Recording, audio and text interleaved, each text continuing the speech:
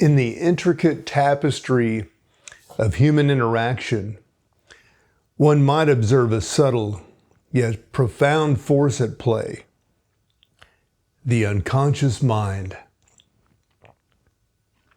This unseen architect of our thoughts and behaviors often sows the seeds of division, not through overt malice, but through the quiet whisper of biases and stereotypes.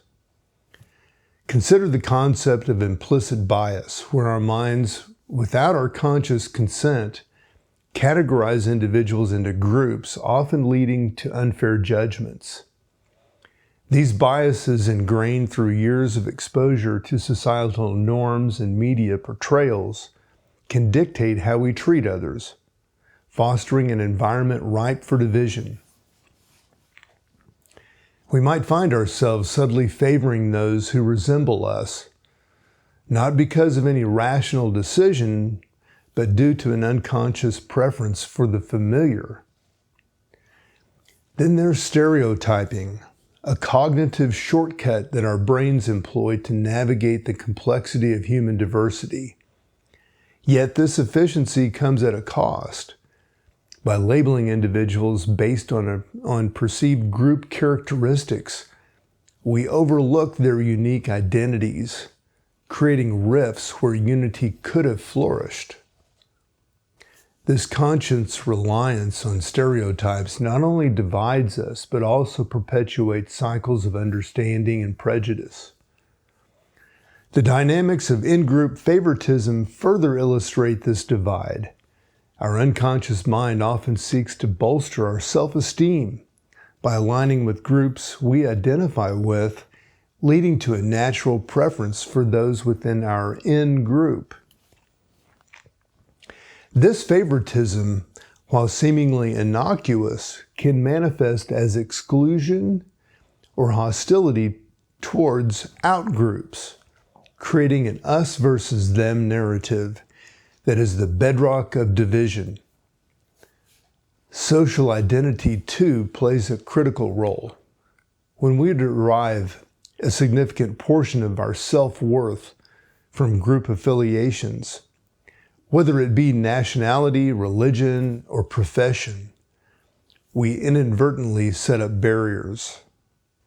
These barriers, constructed from the bricks of pride and belonging, can become walls that separate rather than unite.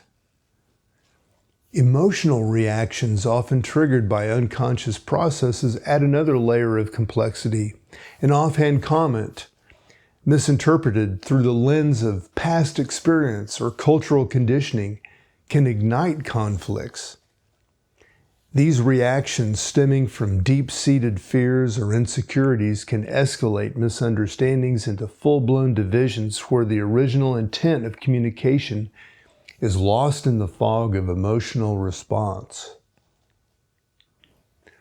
Cultural and societal influences, while providing a framework for identity, also contribute to division. Our unconscious adherence to cultural norms can alienate those from different backgrounds, creating a chasm where mutual respect should be a bridge. Historical contexts, too, leave imprints on our collective psyche, where past injuries or conflicts unconsciously shape our current interactions, perpetuating cycles of division. To navigate this labyrinth of unconscious division, we must first shine a light on these shadows of the mind. Awareness is our first step, understanding that our biases, while natural, need not dictate our actions. Education about these processes can demystify them, allowing us to consciously choose empathy over exclusion. Open dialogue becomes our tool, where we actively seek to understand rather than judge. By fostering environments that celebrate diversity, not just tolerate it, we begin to dismantle the barriers built by our unconscious.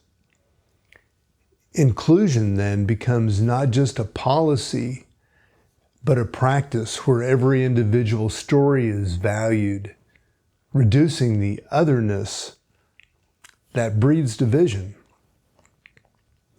In essence, addressing these unconscious divisions requires a collective effort towards self-awareness, education, and empathy. It's about recognizing that while our minds might naturally divide, our conscious choice can always unite.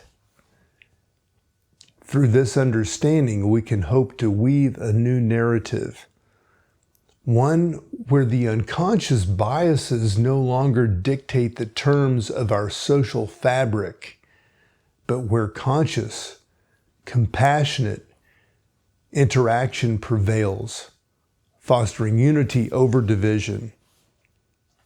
I'm Mark Roach. All the best.